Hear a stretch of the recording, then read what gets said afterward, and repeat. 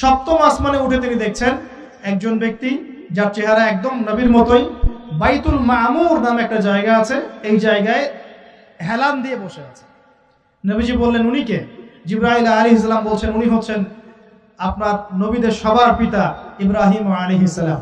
ইব্রাহিম আলাইহিস সালামের আশপাশে অনেক ছোট ছোট বাচ্চা আছে, অনেক ছোট ছোট বাচ্চা। এই বাচ্চাগুলো কারা?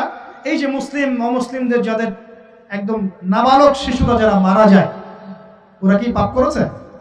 এই নাবালক ছোট ছোট বাচ্চারা যারা মারা যায়, আল্লাহ রাব্বুল আলামিন তাদের রূহটাকে ওখানে রেখেছেন। তারা ওখানে খেলছে, যখনই ওদের পিতা মাতার কথা মনে হয় দৌড় দিয়ে আসে ইব্রাহিম আলাইহিস সালামের কাছে। মনে রাখবেন, বাচ্চাদের সাথে কেন ইব্রাহিম আলাইহিস সালামকে রাখা হয়, এখানে একটা ব্যাখ্যা হতে পারে, আল্লাহু আ'লাম। শিশুদের সাথে থাকতে হলে শিশুর মতো মন থাকতে হয়। বাচ্চাদের সাথে কারা ভালোভাবে মিশতে পারে জানেন? যাদের মনটা বাচ্চাদের মতো, শিশুর মতো সরল হতে হয়, শিশুর মতো হতে হয়, সরল। যাদের মন শিশুর মতো সরল, এদের মনের মধ্যে কিন্তু হিংসা, বিদ্বেষ, রিয়া, অহংকার এগুলো থাকবে না। ইব্রাহিম আলাইহিস সালাম ওই শিশু কুরবানির পরীক্ষায় ফেলতে হয়েছিল না? আল্লাহ রাব্বুল আলামিন দেখেন তাকে বাচ্চাদের সাথে রেখে দিয়েছেন। বাচ্চারা ওখানে খেলাধুলা করে, যখনই ওদের বাবার কথা মনে হয়, মায়ের কথা মনে হয়, দৌড় দিয়ে ইব্রাহিম আলাইহিস সালামের কাছে চলে আসে। তিনি আদর করে দেন, আবার চলে যায়। কি চমৎকার দৃশ্য! তিনি হেলান দিয়ে আছেন বাইতুল মামুরে, সালাম করলেন, সালাম করে নবীজিকে বললেন, হে নবী, আপনার উম্মতকে জানিয়ে দিয়েন, আমি আপনাদেরকে সেটা জানিয়ে দিচ্ছি।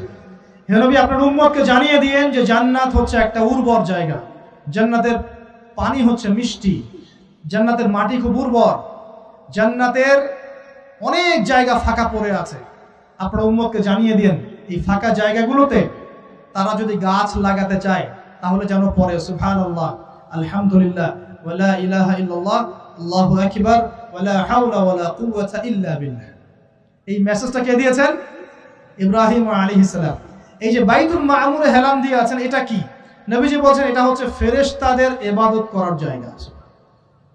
কাবা ঘর আছে না আমাদের, এই কাবা ঘরের ঠিক সোজা উপরে বাইতুল মামুর আছে, সপ্তম আসমানের উপরে। ফেরেশতারা কিভাবে ইবাদত করেন শোনেন। নবীজি বলছেন এই বাইতুল মামুরে প্রতি মুহূর্তে 70,000 ফেরেশতা তাওয়াফ করছে। সুবহানাল্লাহ। ঠিক যেমন এখানে তাওয়াফ হচ্ছে 24 ঘন্টা, তাওয়াফ কি থেমে থাকে? তাওয়াফ থামে না। ঠিক ওইভাবে বাইতুল মামুরে তাওয়াফ থেমে থাকছে না। বাইতুল মামুরে ফেরেশতারা তাওয়াফ করছেন 70,000 ফেরেশতা একই সাথে। আর শুনে রাখেন, যে 70,000 ফেরেশতা একবার তাওয়াফ করার সৌভাগ্য পেয়েছে তারা কিয়ামত পর্যন্ত আর দ্বিতীয়বার চান্স পাবে। এবার কি চিন্তা করতে পারছেন ফেরেশতাদের সংখ্যা কত হতে পারে? আমাদের সংখ্যা তত্ত্বের বাইরে।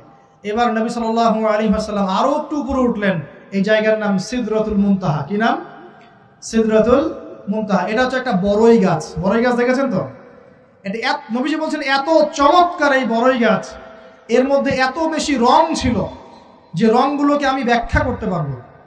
এর পাতাগুলো ছিল হাতির কানের মতো এবং এর ফলগুলো ছিল মটকার মতো বড় বড় এক একটা, এবং এর মধ্যে প্রজাপতি বসেছিল। এই প্রজাপতিগুলোর রং এত চমৎকার যেগুলো আমাদের পৃথিবীর রঙের মতো নয়। মানে এগুলো ব্যাখ্যা করার মতো শব্দ আমাদের কাছে নাই। অ্যামেজিং! এটা কোন জায়গা? আমাদের সবার রূহগুলো যেখানে উঠে যায়। এটা কোন জায়গা? আমাদের সবার নেক আমলগুলো যেখানে উঠে যায়। সবার রূহ, মৃত ব্যক্তিদের রূহ বা আত্মা এবং নেক আমলগুলো এই পর্যন্ত ওঠে, এরপরে সেখান থেকে উঠিয়ে নেওয়া হয়, এরপরে তারা আর যেতে পারে। একইভাবে উপর থেকে আল্লাহ পাকের কোনো আদেশ আসলে এই সিদরাতুল মুনতাহা পর্যন্ত আসে, এরপর সেখান থেকে নিয়ে আসা হয়। আমি কি বুঝতে পারছি? এই হলো সিদরাতুল মুনতাহা, যেটা ফেরেশতাদের শেষ সীমা। এরপরে ফেরেশতারা আর যেতে পারবেন না। আল্লাহ পাকের নিকটবর্তী ফেরেশতারা ছাড়া নর্মাল যারা, তারা ওখানে যেতে পারবে। নর্মাল মানে বলছি যারা এমনি অন্যান্য দায়িত্বে আছেন তারা সেখানে যেতে পারবেন না। এই পর্যন্ত লাস্ট ওই যে লাইন থাকে না, ডেড লাইন, এটা ডেড লাইন, এরপর যেতে পারবে। এবার আমাদের নবীকে এখানে বাহন চেঞ্জ করে দেওয়া হলো, অন্য একটা বাহন আরো দ্রুতগামী তাকে দেওয়া হলো। এই বাহনে করে নবীজি একদম আলো পর্দা ভেদ করে উপরে উঠছেন। সুবহানাল্লাহ। আল্লাহ পাকের একদম কাছাকাছি আসছে। কাছাকাছি আসার পর তিনি বলছেন, আমি তখন শুনতে পেলাম যে আল্লাহ পাকের নিকটস্থ ফেরেশতা যারা আল্লাহর আদেশ লিখে রাখেন, তারা কলম দিয়ে লিখছে আল্লাহর আদেশ। এই কলমের লিখার খসখস শব্দ আমি শুনতে পেলাম। সুবহানাল্লাহ, আল্লাহু আকবার। এবার আল্লাহ রাব্বুল আলামিন তাকে কাছে নিয়ে, শোনেন প্রিয় ভাই উম্মতে মুহাম্মাদি, শুনে রাখো, আল্লাহ পাক 3টা স্পেশাল ওহী করলেন। কয়টা ভাই? 3টা। অন্যান্য অনেক কথা তো হয়েছে, সেগুলো তো আমরা হাদিসের মধ্যে আমরা ডিটেলস বলতে পারছি না, সময় শর্ট।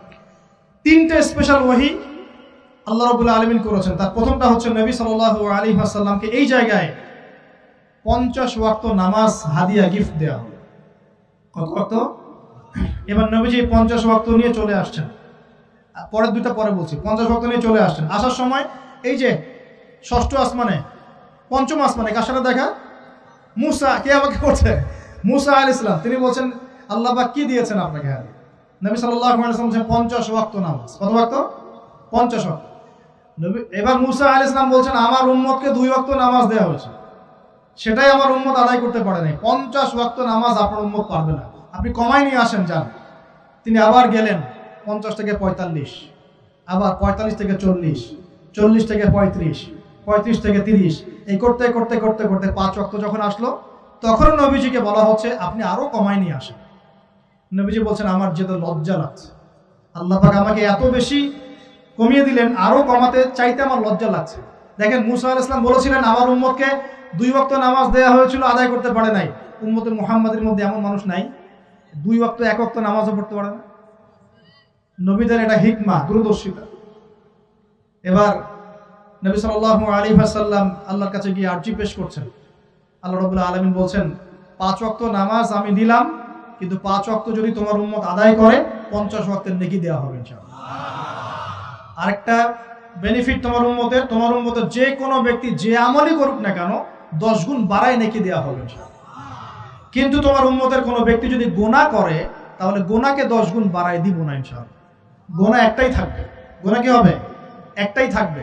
আর নেকির কাজ করলে 10 গুণ বাড়ায় দেওয়া হবে। 1 টাকা দান করছেন 10 টাকার নেকি হবে, 1 রাকাত নামাজ পড়ছেন 10 রাকাতের নেকি হবে, একটা সেজদা করছেন 10টা সেজদার নেকি হবে ইনশাআল্লাহ। কথা বুঝতে পারছেন? এটা হলো একটা গিফট বা হাদিয়া।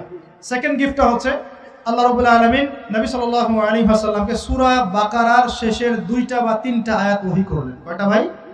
শেষের 2টা বা 3টা। লিল্লাহি মা ফিস সামাওয়াতি, এখান থেকে ফানসুরনা আলাল কওমিল কাফিরিন পর্যন্ত। এই আয়াতগুলোর ফজিলত সম্পর্কে এসেছে যে রাতের বেলা কেউ যদি এই আয়াতগুলো পড়ে ঘুমায়, সূরা বাকারার শেষের 2টা বা 3টা পড়ে ঘুমায়, সারা রাত তাহাজ্জুদের নেকি পাবে ইনশাআল্লাহ। এবং দৃশ্য অদৃশ্যের কোনো ক্ষতি, তার কোনো অনিষ্ট সাধন করতে পারবে না ইনশাআল্লাহ। এই যে সমস্যা হয় ঘুমের মধ্যে, জিনের সমস্যা, জাদুর সমস্যা, বদনজর ইত্যাদি, কোনো রকম প্রবলেম তাকে ফেস করতে হবে না ইনশাআল্লাহ। সূরা বাকারার শেষের কয় আয়াত? কমপক্ষে 2 আয়াত, যদি পারেন 3টা আয়াত পড়বেন। 2টা হাদিয়া হল। 3 নম্বর হাদিয়াটা আরো বড়। 3 নম্বর হাদিয়া হচ্ছে নবী সাল্লাল্লাহু আলাইহি ওয়াসাল্লামকে আল্লাহ পাক বললেন তোমার উম্মতের, একটু গৌর করে শুনেন, তোমার উম্মতের যে কোনো ব্যক্তি যত পাপই করুক না কেন, যদি আমার সাথে শিরকের পাপ না করে, শিরকের পাপ ছাড়া আমার সাথে সাক্ষাৎ করে, আসমান জমিন সমান যদি পাপ করে, আমি আল্লাহ তার সামনে আসমান জমিন সমান ক্ষমা নিয়ে হাজির হব ইনশাআল্লাহ।